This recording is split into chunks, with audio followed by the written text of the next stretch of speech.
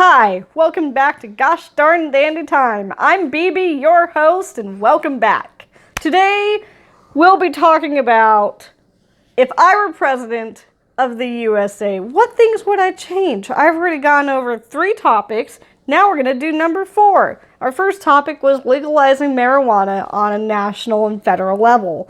The second topic was... What was the second topic? Oh, the second topic was making animal cruelty a felony in all 50 states and having an animal cruelty registry list that follows you from state to state, just like a sex offender registry. So that way, if you have a conviction on animal cruelty charges, no more animals for you. And it follows you from the start of it all the way until the day you die. That sounds like a great idea. Because if you failed one animal, who's to guarantee you're going to do better for any other animals? Nothing. Nobody. Nobody's going to make any promises on that. You can still fail 10 more animals. It's not fair to the animals if you're going to abuse them. Number 3 was making child marriage illegal because it's not the early 1900s anymore. We have high school, we have higher education, we have teenage jobs, we have so many opportunities in technology and society that there's no need to marry off our teenagers as soon as they're done with school. If 18 is the magical age for a credit card and military and this thing and that thing and that thing and this thing and all those different things you can't do until you're 18, we should just add marriage to that as well. Now we are going to talk about number 4. It's a broad topic, but the war on kindergarten and pre-kindergarten in U.S. Pre-kindergarten, should it be universal? Yes. Should preschool be universal?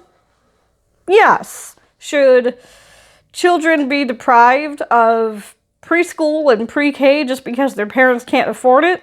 No.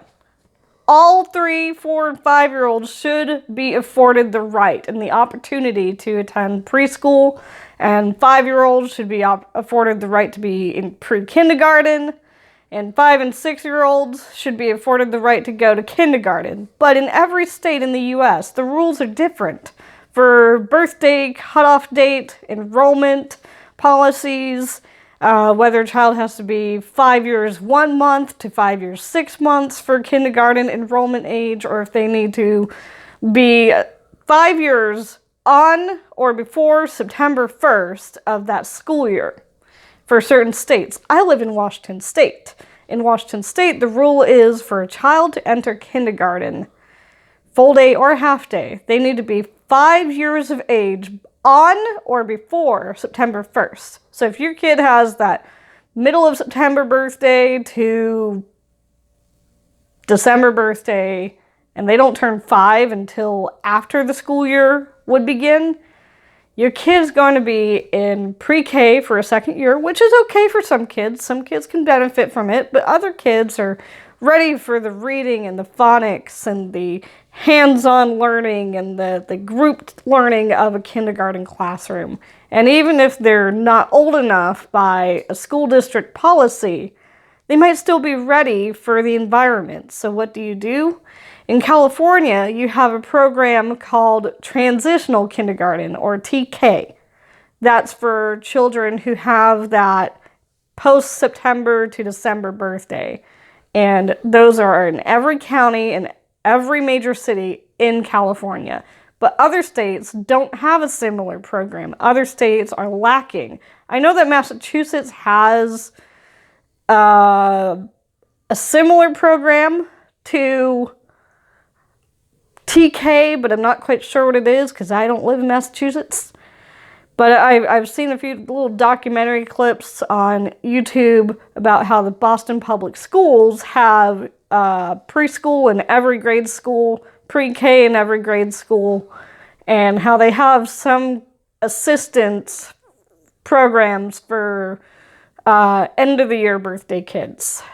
And that is a great idea. Because like I said, if some kids are ready for the environment and the hands-on and the phonics and the pre-academics of kindergarten, but their birthday excludes them from the rule of enrollment, that's unfair. Some parents are going to have to enroll their kid in daycare And some parents are going to have to find childcare, and other parents are going to have to find another year of pre-K.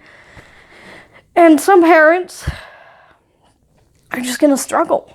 What do you do? What about the cost of kindergarten per student, per pupil, per school, individually, per school district? What do you do if you can't afford full-day kindergarten? Not in a private school, mind you, but in public schools. In Washington State and a handful of other states, full-day kindergarten in public schools costs tuition. That's right. You don't pay tuition for your kid to go to 1st grade through 12th grade in a public school. But God forbid you want your kid to go to full-day kindergarten in a public school in Washington State. You have to pay moolah, money, tuition fees, monthly. It's ridiculous.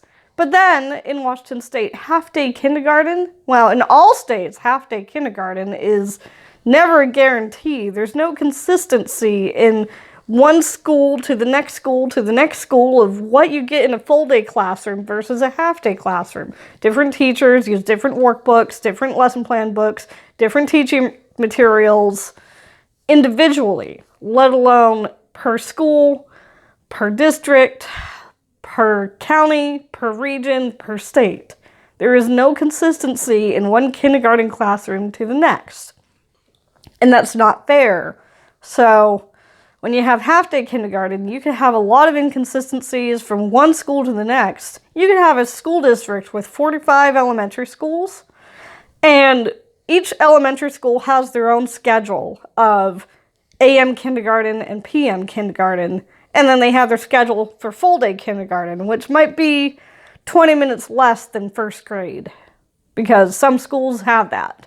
I've seen it online on YouTube videos here and there of schools that let their kindergartners out 20 minutes before the rest of the school. And I think that's kind of weird, but okay, so be it. Why not just let those last 20 minutes be for free play? That way they get out at the same time. I don't get it. And when I was a kid, I was in Washington State's first ever full-day kindergarten class. I was. The year was 96, 97 in the Seattle School District. And I was that. I was in the first full-day kindergarten class in my school district and in my state.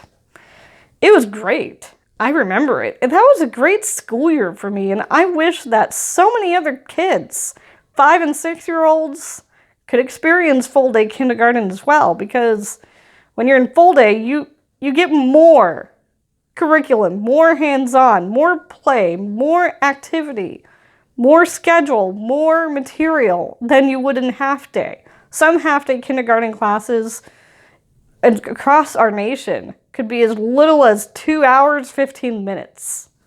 What are you going to do if you have one teacher, so one adult, and anywhere from 12 to 35 kids, and you have 2 hours?